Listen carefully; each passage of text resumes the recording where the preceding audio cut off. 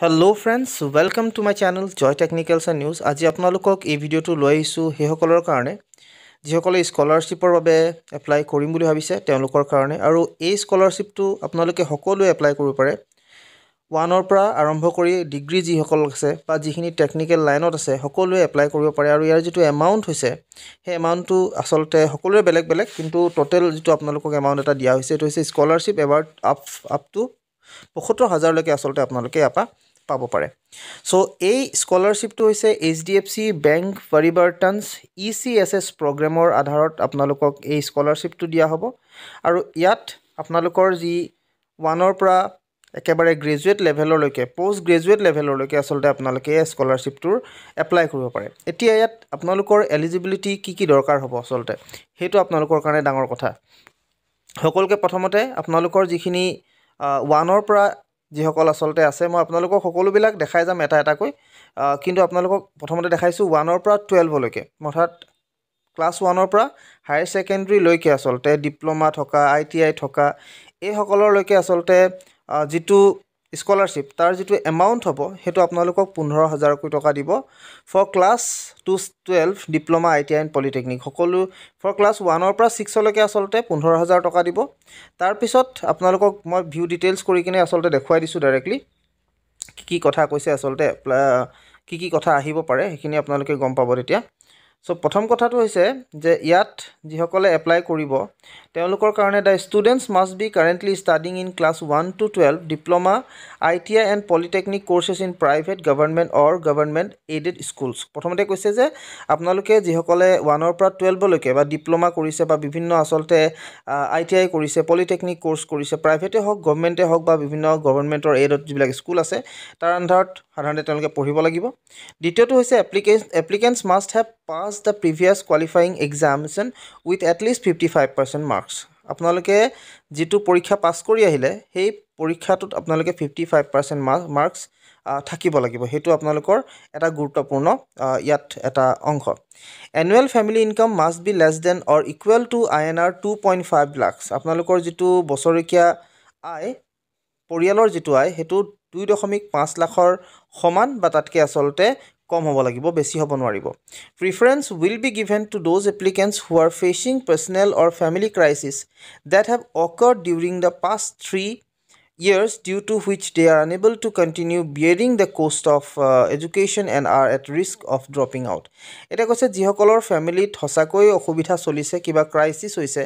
তেওঁলোকে আসলতে এই স্কলাৰশ্বিপৰ কাৰণে এপ্লাই কৰিব পাৰিব আৰু ইয়াত আপোনালোকৰ ওপেন ফৰ ইণ্ডিয়ান নেশনাল আৰু কৈছে ভাৰতীয় ৰাষ্ট্ৰীয়তা হ'বই লাগিব ফৰ ক্লাস 1 to 6 আপোনালোকক দিব 15000 টকা for class 7 to 12 diploma ITI আৰু এইবিলাক যিসকলৰ আছে পলিটেকনিক হওক এই সকলৰ কাৰণে 18000 টকা কৈ দিব সো ডকুমেন্টস কি লাগিব প্ৰথমতে কৈছে পাসপোৰ্ট সাইজ ফটোগ্ৰাফ এটা দিব লাগিব আপোনালোকে প্ৰিভিয়াস ইয়াৰৰ মাৰ্কশিট দিব লাগিব 22-23 তাৰ পিছত আপোনালোকৰ বিচাৰিছে আইডেন্টিটি প্ৰুফ হেতু আইডেন্টিটি প্ৰুফ হিচাপে আপোনালোকে আধাৰ কাৰ্ড দিব পাৰে ভোটাৰ আইডি দিব পাৰে ড্ৰাইভিং লাইসেন্স দিব পাৰে নেক্সট হৈছে কাৰেন্ট ইয়াৰ এডমিশন প্ৰুফ অৰ্থাৎ আপোনালোকে এই বছৰ যে এডমিশন লৈছে তাৰ ৰিসিপ্ট বা যিখন এডমিশনৰ লেটাৰ হেখন দিব পাৰে বা ইনষ্টিটিউচন আইডি কাৰ্ডও দিলেও হ'ব বা যেনেকৈ আপোনালোকৰ যিখন আই কাৰ্ড থাকে সেই আই কাৰ্ডখন দিলেও হ'ব কিন্তু এই বছৰ হ'ব লাগিব আৰু বনাফাইড সাৰ্টিফিকেটখন আপোনালোকক দৰকাৰ হ'ব সো এতিয়া তাৰ পিছত কৈছে applicants bank passbook cancel check information will also be captured in the application form আপোনালোকৰ আসলতে বেংক পাসবুকখন আৰু লগতে বেংক পাসবুক বা cancel check এখন আপোনালোকে দিব লাগিব তাৰ পিছত ইনকাম প্ৰুফ হিচাপে আপোনালোকক দৰকাৰ হ'ব হে আপোনালোকক ইনকাম প্ৰুফ গম পায় সকলোৱে আপোনালোকে গ্ৰাম পঞ্চায়তৰ পৰা যেটো আপোনালোকৰ ইনকাম প্ৰুফ থাকে বা ইনকাম সাৰ্টিফিকেট থাকে সেই ইনকাম সাৰ্টিফিকেটটো গ্ৰাম পঞ্চায়তৰ হলেও হ'ব বা আপোনালোকক ওয়াৰ্ড কাউন্সিলৰ দিলেও হ'ব বা সৰপঞ্চ বা আপোনালোকৰ যি সাধাৰণতে SDC অফিচত গৈ যেটো উলিয়ায় হেতু দিলেও আপোনালোকৰ হ'ব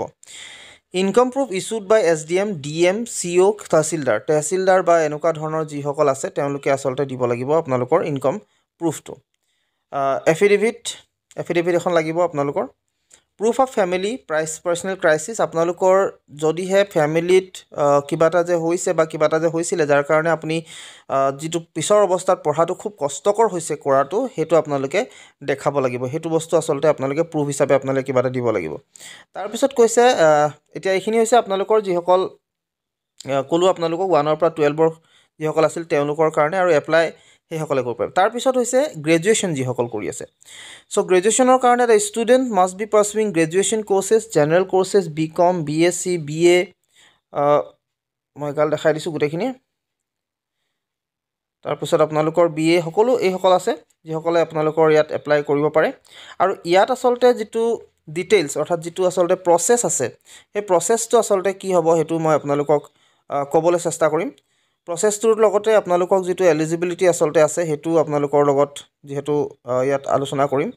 চ' ইয়াত কৈছে the student must be pursuing graduation courses general courses BCom BSc BA BCA etcetera and professional courses BTech MBBS LLB BArch nursing in recognise college or universities in India অৰ্থাৎ আপোনালোকে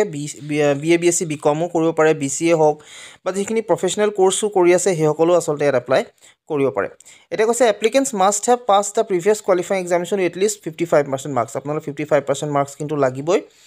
যিটো আগৰ পৰীক্ষা আপোনালোকে দিলে তাত 55% মাৰ্কছ আপোনালোকক দৰকাৰ হ'ব ফেমিলি ইনকমটো ইতিমধ্যে আপোনালোকে গমে পাইছে আগতো কৈছোৱে মই এবাৰ তাৰপিছত আপোনালোকক কৈছে প্ৰিফাৰেন্সটো আচলতে দিব কাক মই কৈছোৱে আগতে যিসকল অকণ দিগদাৰ হৈছে ঘৰৰ ফেমিলিত যিসকলৰ দিগদাৰ হৈছে তেওঁলোকক বেছি প্ৰিফাৰেন্স দিব মানে গুৰুত্বটো দিব কিন্তু বাকীখিনিও পাব পৰা চান্সেছ থাকিব ইয়াত আপোনালোকক যিটো পইচা দিব ফৰ জেনেৰেল ডিগ্ৰী কোৰ্চৰ কাৰণে অৰ্থাৎ আণ্ডাৰ গ্ৰেজুৱেট যিখিনি BA BSc BCom সেইখিনি যিসকল আছে তেওঁলোকক 30,000 টকা দিব আৰু প্ৰফেচনেল যিসকল কোৰ্চ কৰিছে সেইসকলৰ কাৰণে বা BTech হওক এইবিলাক যিসকল আছে কোৰ্চ সেইটোৰ কাৰণে 50,000 rupees আপোনালোকক দিব ইয়াতো সেম আপোনালোকক ডকুমেণ্টছ দৰকাৰ হ'ব প্ৰথম কথাটো হৈছে আপোনালোকৰ ইয়াত ডকুমেণ্টছ হিচাপে প্ৰথমতে বিচাৰিছে এটা পাছপোৰ্ট সাইজ ফটোগ্ৰাফ তাৰপিছত আপোনালোকক বিচাৰিছে যোৱা বছৰ বা আগৰ বছৰ আচলতে আপোনালোকৰ যিখন মাৰ্কশ্বিট তাৰপিছত আই প্ৰুফ হিচাপে আধাৰ কাৰ্ড ভোটাৰ কাৰ্ড বা ড্ৰাইভিং লাইচেন্স তাৰপিছত এই বছৰৰ আচলতে যিটো এডমিশ্যনৰ প্ৰুফ হিচাপে ৰিচিপ্টখন বা এডমিশ্যনৰ লেটাৰখন বা আই কাৰ্ড এইখিনি আপোনালোকক দৰকাৰ হ'ব তাৰপিছত আপোনালোকৰ এপ্লিকেঞ্চৰ বা আপোনালোকৰ বেংক পাছবুকখন দৰকাৰ হৈছে বা বিচাৰিছে ইনকম প্ৰুফ হিচাপে আপোনালোকক গম পায় ইনকম চাৰ্টিফিকেটখন দৰকাৰ হ'ব আৰু সেইটো তহচিলদাৰৰ পৰা লোৱাটো আপোনালোকক বিচাৰিছে তাৰ এফিডেভিট এখন লাগিব proof of family personal crisis অৰ্থাৎ আপোনালোকৰ যে পৰিয়ালত কিবা অসুবিধা হৈছে যাৰ কাৰণে আপোনালোকৰ পঢ়াত যে দিগদাৰ হৈছে পঢ়িব পৰা নাই আপোনালোকে পইচা আচলতে দিব পৰা নাই সেইটোৰ কাৰণে আপোনালোকে এটা প্ৰুফ দিব এইখিনি দিয়াৰ লগে লগে আপোনালোকৰ এই পাৰ্টটো সম্পূৰ্ণ হৈ যাব এতিয়া এপ্লাই কৰিব কেনেকৈ ইয়াত প্ৰথমতে আপোনালোকে আহিব buddyforstudies.com/page HDFC Bank পৰিৱৰ্তনছ ECSS প্ৰগ্ৰাম এনেকৈ বুলি যিটো আচলতে আছে বা মই লিংকটো পাৰিলে ডেছক্ৰিপশ্যনত দিম আপোনালোকে তাৰপৰা এপ্লাই তাত ক্লিক কৰি দিয়াৰ লগে লগে আপোনালোকে ডাইৰেক্ট এই পেজটোতে আহিব